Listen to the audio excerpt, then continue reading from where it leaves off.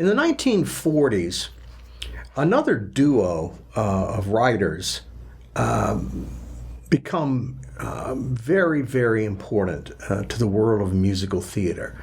They follow up on Jerome Kern's idea of the book, and they really continue that and totally dominate in the world of musical theater from the 1940s through the 1960s. These people are called Richard Rodgers and Oscar Hammerstein II. Richard Rodgers lived from 1902 to 1979.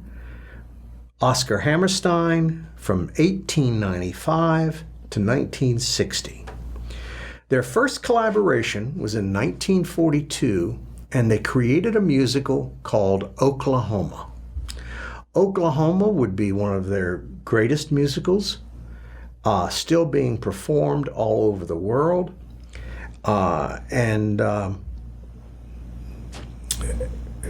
It's a great piece. It was adapted from a play, and they took up this play and they rewrote it and turned it into a musical. And it tells the story of the beginnings of the state of Oklahoma. The main character is a woman named Lori. There's also a cowboy named Curly. They are the love interests of the story. Oklahoma, at the time the play begins, is a territory. They want to become a state. There is conflict between the cowboys and the people in the towns and the farmers. The story deals with that conflict. And then there's a villain in the piece, a character named Judd Fry, who is a hired hand who wants Lori to be his. That leads to the climax of the play, where there's a battle between he and Curly, and he is killed in the fight. In the end, it's announced that Oklahoma is now a state, and there's a huge celebration. That's pretty much the story of Oklahoma. Between 1942 and 1960, Rodgers and Hammerstein wrote 9 major musicals. They won 34 Tony Awards, 15 Academy Awards. They got a Pulitzer Prize and 2 Grammy Awards. They wrote musicals not just for the stage, but also for television and film. Some of their other musicals you may know: The Sound of Music. That's not right. It's The Sound of Music. There. That's better. They wrote another musical that I bet many of you have seen. It's based on the children's story Cinderella. It's called Cinderella. The singer Brandy is one of the people who's performed that most recently. She played the character of Cinderella. The King and I, many other musicals. I do think Oklahoma is probably one of their best. I would like you to see a scene from Oklahoma. It's called The Farmer and the Cowman Should Be Friends. And this Oklahoma was from the 1990s, and it starred a guy that you may know, Hugh Jackman. And you probably know him for a couple of other things that he's done. But he has done musicals, and he plays Curly in this story. So at this time, what I'd like you to do is let's watch the scene, The Farmer and the Cowman. Look at how they incorporate the dance, a stage fight, the singing, and all the dialogue to help tell you this story about the fact that the farmers and the cowmen don't get along, but as Ann Eller says, they should. Let's watch that now. Oh, the farmer and the cowman should be friends. Oh, the farmer. Oh, you're back. Hi. I hope you liked that. I'll bet now that you've heard that, you'll probably go out and buy the soundtrack, and you're going to ride around your car, and you're going to want to listen to the farmer and the cowman all the time. I mean, turn up the bass. I mean, let that thing rock. No? Oh, you probably wouldn't want to play The Farmer and the Cowman Should Be Friends. Yeah, I wouldn't either. Yeah, and that's the problem musical theater got into. You see, once Rodgers and Hammerstein had been so popular, everyone else wrote musicals just like that. And most of the music that was in the musicals of the 40s, 50s, and on through the 60s, for about 30 years, most of the music was, its base came from jazz, in the big band period, and popular tunes that came out of the jazz era. And that didn't change. And it didn't matter what the story was. That was the style of music, the style of dance that we would see again and again and again. Finally, we get to the late 1960s, and Broadway is dying. The people who loved The Farmer and the Cowman Should Be Friends, who would have listened to the album over and over again because it was part of their youth, were now old. They don't go to Broadway anymore.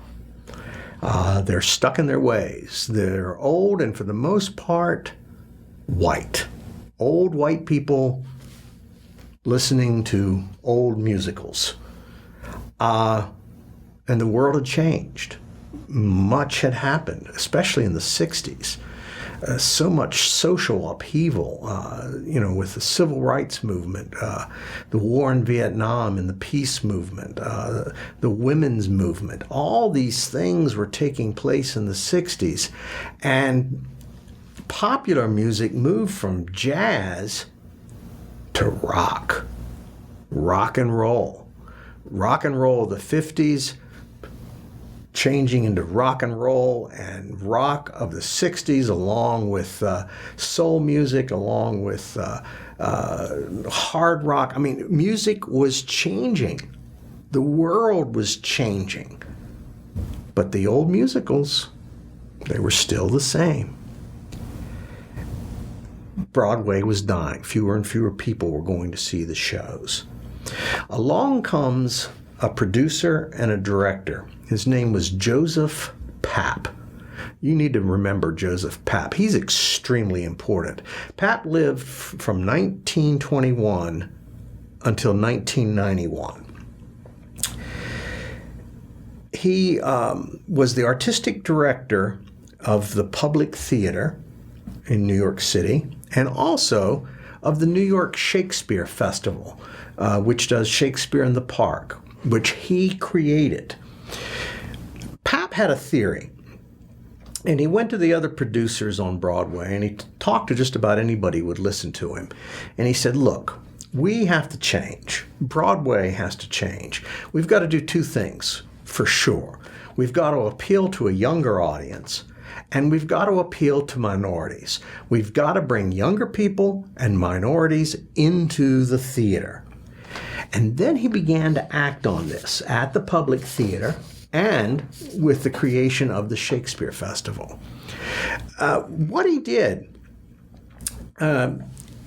he began looking for new playwrights and new storytellers and new types of plays, and he produced them. One of the things that he did was he loaded actors who were performing in his shows on flatbed trucks, and they would drive around the boroughs of New York, and they would stop and they would perform, just pull up into a community and do numbers from the shows that they were doing. The idea being that if people got a chance to see an exciting musical, they would then want to buy tickets to come see a play. It would introduce them to what he was doing. He brought in minority writers. He brought in young writers, and they began to produce plays for minorities and for the youth. The first big play that he produced, big musical, that you really need to know, was a musical called Hair. Hair was a rock opera. Hair changed musicals forever. It was written by James Radeau, Jerome Ragney, and Galt McDermott, and it debuted at the Public Theater in 1967. It was the story of a group of hippies, and they were referred to as the Tribe. This tribe of hippies were living in, turbulent times, and how to say this? The basic idea of the play was, okay, you're on an acid trip.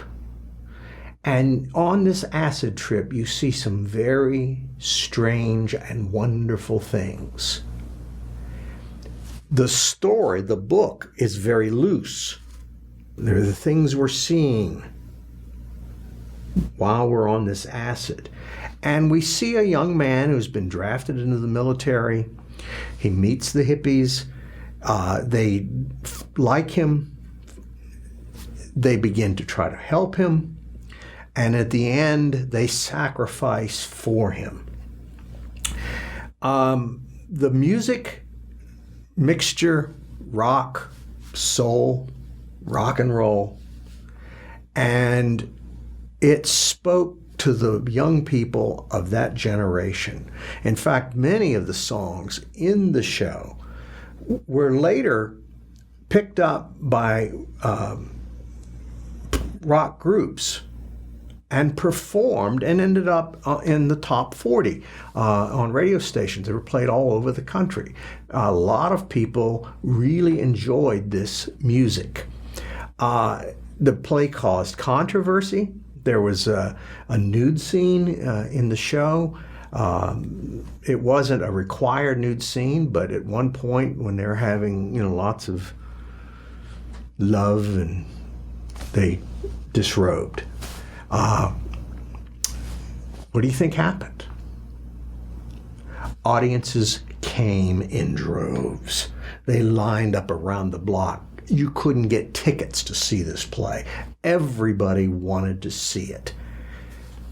It spoke to a new generation, and it sparked many, many other plays that would speak again to the youth and minorities, not only in the United States, but around the world. It had a huge effect. Hair. Now, it recently has been, there's been a revival of Hair in 2009. It performed again on Broadway. There was a national tour. It performed in London. In fact, I'm very proud one of my students was in all three of those productions, the Broadway show, the tour, and in London. Her name was Allison Gwen, and you can see a picture of Allison here. Allison was one of the members of the Tribe, and she's still working in Broadway. She's currently on the Town in Broadway.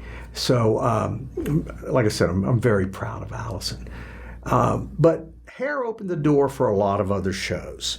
Some of the other things that happened as a result of Hair and a result of what Mr. Papp was trying to do, the musical Chorus Line, which for a long time was the longest running show on Broadway.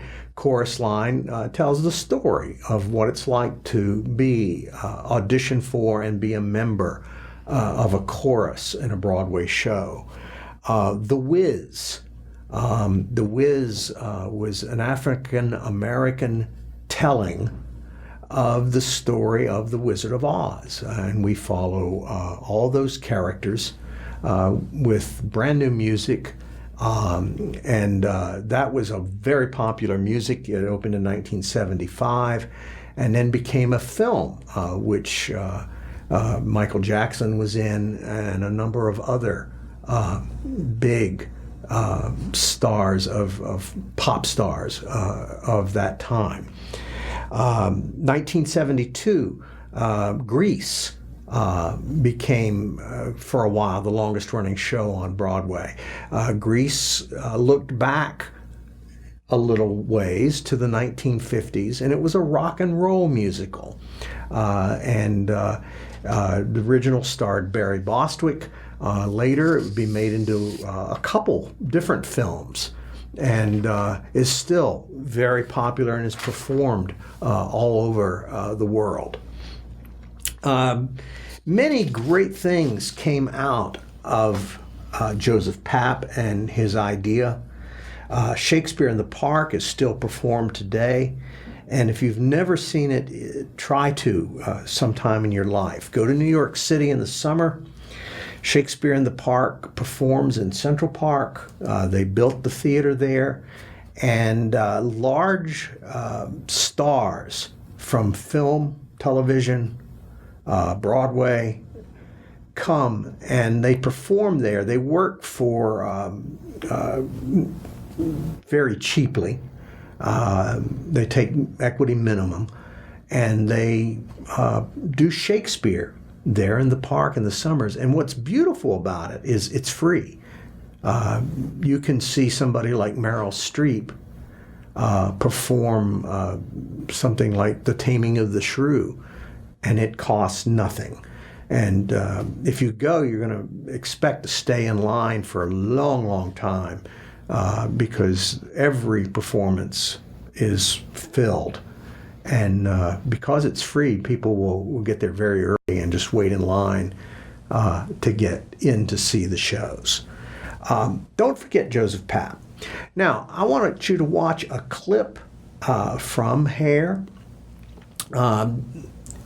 This will give you an idea of what the show was like. Now, this does come from the revival. And as you watch it, they're going to go out into the audience. They actually did that in the Broadway show. The whole idea was to make the play a happening. They wanted the people to be totally involved in what they were doing. So let's watch Hair, and then we'll talk again. Once Joseph Papp changed Broadway, many, many new types of musicals now could happen.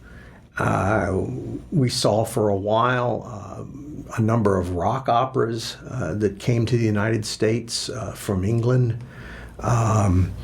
And Disney was allowed to come to Broadway. It opened up the door for Disney, and Disney's put out a number of its movies turned into Broadway plays and are quite popular.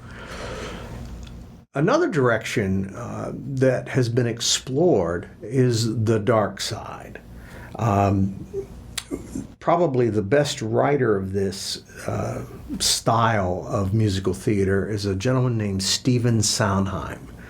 Sondheim was born in 1930, and he's still writing musicals. Sondheim is a composer. He's also a lyricist. He's received Academy Awards, 8 Tony Awards. He got a special Lifetime Achievement Award. He's won Grammys, he won a Pulitzer Prize, and just about every other honor a writer can get. He's probably, in our day and time, he's considered the greatest and perhaps the best known American musical theater artist. You probably know his work, though you may not know his name. But people in theater certainly do know him. He tends to write about things that are darker than most people like or think they would like. And he's a brilliant writer, and he turns this dark material into really fun evenings in the theater, really wonderful musical theater performances.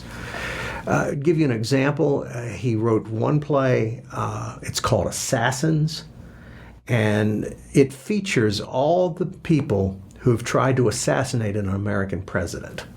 And they're all present and telling their stories through dialogue, song, and dance. Like I said, he explores the dark side. One piece that you probably do know is based on a British children's tale, and it's called Sweeney Todd. Sweeney Todd was a huge hit for Stephen Sondheim.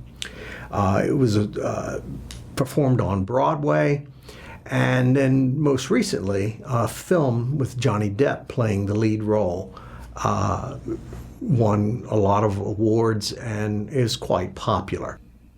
The Broadway show starred an American television actress that you've seen a lot, Angela Lansbury. It also starred George Hearn. What I would like you to do is I want you to watch two different scenes.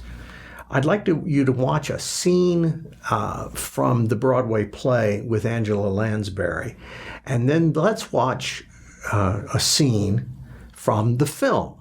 And so you can compare and contrast the differences in the two. So here we go. This is from Stephen Sondheim from Sweeney Todd. I hope you enjoyed Sweeney Todd. Now I would like to talk to you about what's going on Broadway now. And a question that students often ask me is, what is the longest running show on Broadway? The longest running musical? And for many years, it was Cats. Before that, it was Chorus Line. But today, it's The Phantom of the Opera. The Phantom of the Opera was written by Andrew Lloyd Webber and Charles Hart. It opened on Broadway in 1988, and it is still running. In the year 2012, they celebrated 10,000 performances. And of course now, many more beyond that. So if anyone asks you, what is the longest running show on Broadway? Sounds like a test question. Yes. It's what? The Phantom of the Opera.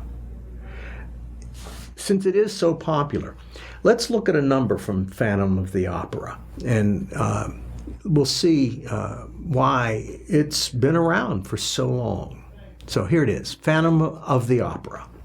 Like I said earlier, Disney is still very popular on Broadway. The first Disney musical was The Beauty and the Beast, and that was in 1994. And there have been many, many more since, and they're still creating new ones. One of the shows that's very popular on Broadway now is On the Town. Now, this is a remake. I mean, it was done before, but this is a revival. And I bring it up again because my student, Allison Gwynn, is starring in that show. Broadway is probably healthier than it ever has been in its history. The shows are popular. They fill houses. Tickets can be quite expensive, and yet people are buying them. People are going to see the musicals because musical theater is popular theater. Always has, and I'm sure it always will be. That's all I have to talk about in terms of musical theater. I hope you have enjoyed this lecture, and I'll see you again soon. Bye-bye.